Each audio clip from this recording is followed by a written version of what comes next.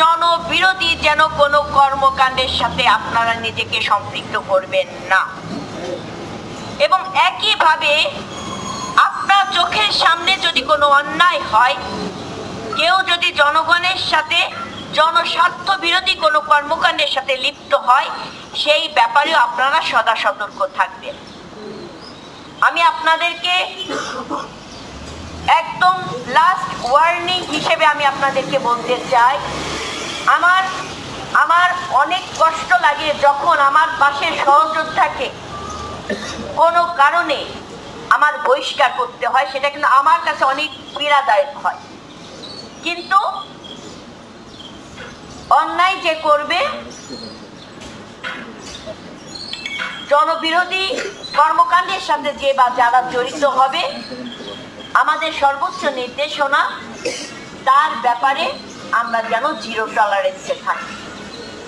আপনারা জানেন যে এই কেরানীগঞ্জে 17 বছর ধরে অনেক মাদকের আস্তানা গড়ে উঠেছে। আপনারা সবাই জানেন, কারণ আপনার গ্রামে কে কে মাদকের সাথে সম্পৃক্ত সেটা আপনারা জানেন না? আপনারা জানেন না? পুঙ্খানুপুঙ্খানুভাবে তাদের উদ্দেশ্য প্রণীত ভাবে না, কাউকে ক্ষতি করার উদ্দেশ্যে না, সত্যিকার অর্থে যারা এই ধরনের সমাজ বিরোধী, দেশ বিরোধী, জনগণ বিরোধী কর্মকাণ্ডের সাথে লিপ্ত, তাদের নাম, ঠিকানা, ফোন নাম্বার এবং প্রমাণ যদি থাকে, সেই প্রমাণ স্বরূপ আপনারা অবশ্যই আমাদেরকে পাঠাবেন। আপনারা গত দুই দিন আগে একটা ফেসবুকে আপনারা মনে হয় দেখেছেন যে আমরা এরকম নির্দেশনা দিয়েছি।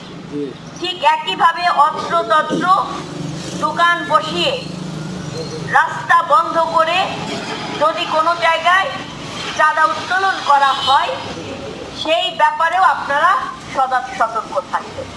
একদম কঠোরভাবে আপনাদের মধ্যে থাকতে হবে, আমি একটা অবৈধ টাকা ধরবো না, আমি কাউকে ধরতে দেব না, এই কথার মধ্যে আপনারা থাকবেন। এবং আমি আপনাদেরকে বলতে চাই, আপনারা জনগণের কাতারে থাকেন। প্রত্যেকটি এই যুবদল আপনারা কমিটি করেন, প্রত্যেকটি ওয়ার্ডে দায়িত্বশীল নেতৃবৃন্দ, ওয়ার্ড যদি না হয় ইউনিয়ন পর্যায়ে দায়িত্বশীল নেতৃবৃন্দ আপনারা ঠিক করেন, হাঁটেন, চলেন। মানুষের কোন রাস্তাটা মানুষের কল্যাণে, রাস্তাটা হলে ওই অত্র এলাকার জনগণ উপকার হবে, সেই রাস্তা আপনার পুরো অ্যাড্রেস আপনারা সংস্কারের জন্য আপনারা সেটা আমাদের কাছে পাঠাবেন, আমার কাছে পাঠাবেন। আমি একটু সরজমিনে আপনাদের সেই রাস্তাগুলো ভিজিট করব। কারণ আমরা অনেক সময় দেখি এই ধরনের ছোট ছোট প্রকল্পগুলো যখন আসে, তখন হয় কি, নেতাকর্মীরা নিজের বাড়ির রাস্তাটা আগে নির্ণয় করে, কিংবা তার আত্মীয় স্বজনের রাস্তাটা আগে নির্ণয় করে, কিংবা বুঝায়ে নিজের বাড়িটা কিভাবে সংস্কার করা যায় সেই জিনিসটা করে। এটা যেন কোনো প্রকার না হয়। অবশ্যই যদি আপনার বাড়ির রাস্তাটা যদি আরো সমাজের মানুষের উন্নয়ন হয়, সেটা হবে, কিন্তু আগে আমাদের ফার্স্ট প্রায়োরিটি দিতে হবে যে রাস্তা, যে কালভার্ট, যে মসজিদ বলেন, মন্দির বলেন, কিংবা যে কোনো ধরনের অবকাঠামো উন্নয়ন বলেন, স্কুল কলেজ সংস্কারে বলেন, সেটা জনগণের সম্পৃক্ত হলো কিনা, জনগণের উপকারে আসলো কিনা, এটা নির্ণয় করে তারপর আমাদেরকে সেটা ফাইনালাইজ করতে হবে। আমাদের কিন্তু খুব বড় চ্যালেঞ্জ নেই, কিন্তু আমরা এই সরকার কিন্তু দায়িত্ব গ্রহণ করেছি। অর্থনৈতিক চ্যালেঞ্জ আছে, আইন শৃঙ্খলা নিয়ন্ত্রণের চ্যালেঞ্জ আছে, আমাদের সংস্কৃতিকে টিকিয়ে রাখার একটা বড় চ্যালেঞ্জ আছে। কারণ আপনারা দেখছেন যে বিএনপি তার অপনিয়ন কারা, সেই জায়গায় আমাদের সংস্কৃতিতে আমাদেরকে টিকায় রাখতে হবে। আমাদের কিন্তু এটা অনেক বড় চ্যালেঞ্জ। ঠিক একই বড় আরেকটা চ্যালেঞ্জ হচ্ছে যুব সমাজ যেন আমাদের অবক্ষয় না হয়, ধ্বংস না হয়ে যায়, সেই ব্যাপারে আমাদেরকে সদা সতর্ক থাকতে হবে। আমি আপনাদেরকে অনুরোধ করব, আপনারা যত দ্রুত সম্ভব আপনারা আবেদনটা দিয়ে দেন সভাপতি সদস্য সচিবের হাতে, এবং আমাদের যে কনভেনিং কমিটি আছে, জয়েন্ট কনভেনাররা আছে, তারা ওই আবেদনটা তাদের একটু সরজমিনে দেখবে যে আসলে কি এটা জনগণের কল্যাণে, এই রাস্তা, এই সংস্কার, এই অবকাঠামো আসলে জনগণ কতটা সুফল ভোগ করবে। এটা দেওয়ার পরে ওনাদের একটা লিখিত মতামত থাকবে। তারপর আমার ইউনিয়ন, আমার থানা বিএনপি নেতৃবৃন্দরা সমন্বয় করে আমরা সেই জায়গা ভিজিট করে আমরা সেই কাজগুলো আমরা পাস করব।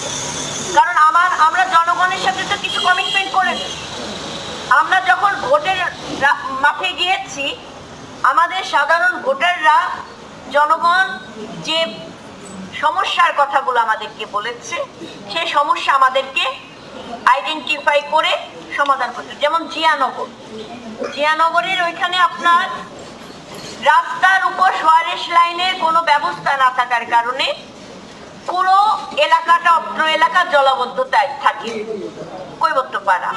তো এই জায়গাটা আমাদেরকে সংস্কারের ব্যবস্থা নিতে হবে। আপনারা দ্রুত এইটার ব্যাপারে একটা অ্যাপ্লিকেশন জমা দিয়ে দেবেন। হাতে কিন্তু সময় নাই, 2-3 দিনের মধ্যে আপনাদেরকে এগুলো ফাইনালাইজ করতে হবে। ঠিক একইভাবে তেঘুরিয়ার একটা মন্দিরে আমরা যখন যাচ্ছিলাম, আপনার বাঁশের সাঁকু পার হয়ে ওই মন্দিরে গিয়েছিলাম। এটা হচ্ছে আপনার দক্ষিণ পাড়া তেঘুরিয়া। তো সেই জায়গায় ওই কালভার্ট নির্মাণের জন্য আপনার একটা আবেদন দেন, কারণ এটা তাদের চাহিদা ছিল। ঠিক আছে, কোন জায়গায় মসজিদের সংস্কার প্রয়োজন সেটা আপনারা আইডেন্টিফাই করেন, সেটা একবার। অর্থাৎ জনগণের সাথে থাকেন, জনগণের পাশে থাকেন, জনগণকে নিয়ে ভাবেন, জনগণের কল্যাণে কাজ করেন। কারণ আমি এখন থেকে আগামী 3 মাস একদম কন্টিনিউ আমি এই কেরানীগঞ্জের প্রতিটি অলিতে গলিতে আমি হাঁটবো, আপনারা সেখানে থাকবেন। কারণ আগামী স্থানীয় সরকার নির্বাচন, এই স্থানীয় সরকার নির্বাচনে হতে পারে আমার দলের ত্যাগী নেতাকর্মী অবশ্যই তাদের প্রায়োরিটি থাকবে, কিন্তু সে যদি আমার এলাকার ওই ওয়ার্ডের সাধারণ জনগণের কাছে যদি প্রিয় না হয়, তাদের কাছে যদি আস্থাভাজন না হয়, তার পদ পদবি, তার চেহারা, তার ত্যাগ দেখে তো আমি তো ওই জায়গাটা আমি তো তাকে অনুমোদন করতে পারি না। আমি আমার বিবেচনায় আমার দলকে আমি কখনোই ঠকাবো না। আমি আমার